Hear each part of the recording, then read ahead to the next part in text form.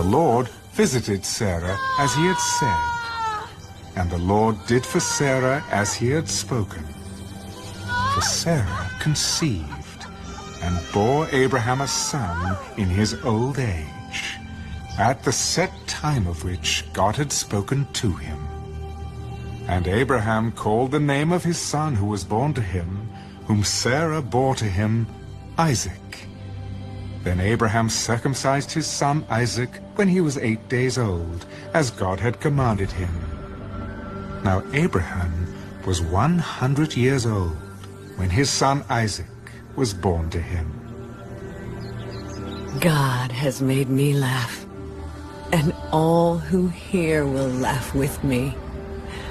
Who would have said to Abraham that Sarah would nurse children? For I have borne him a son in his old age.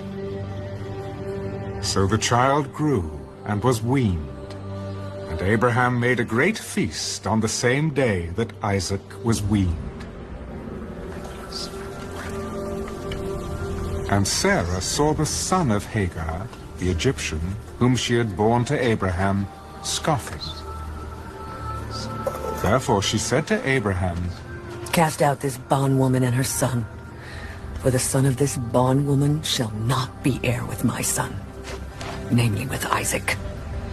And the matter was very displeasing in Abraham's sight because of his son.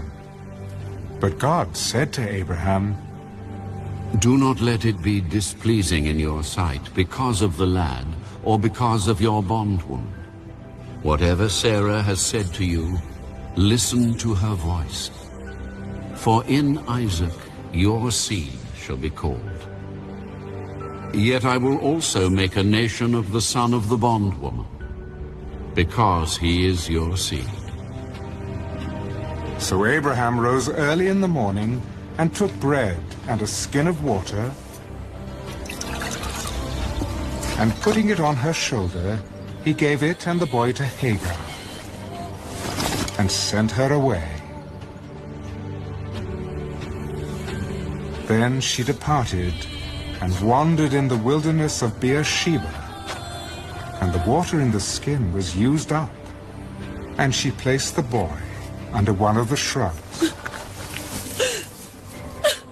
Then she went and sat down across from him, at a distance of about a bowshot, for she said to herself, Let me not see the death of the boy. So she sat opposite him, and lifted her voice, and wept. And God heard the voice of the lad. Then the angel of God called to Hagar out of heaven, and said to her, What ails you, Hagar? Fear not, for God has heard the voice of the lad where he is. Arise, lift up the lad, and hold him with your hand.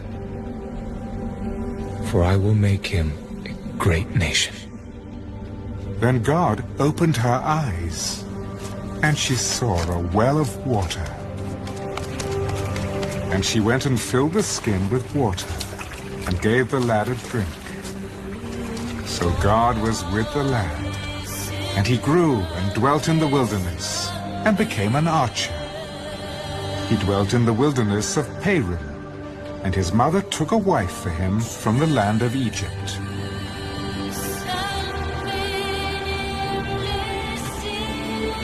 And it came to pass at that time that Abimelech and Phicol, the commander of his army, spoke to Abraham.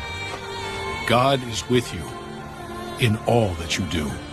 Now therefore, swear to me, by God, that you will not deal falsely with me, with my offspring, or with my posterity, but that according to the kindness that I have done to you, you will do to me and to the land in which you have dwelt.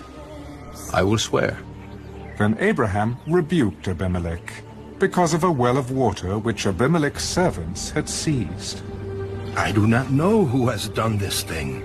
You did not tell me, nor had I heard of it until today.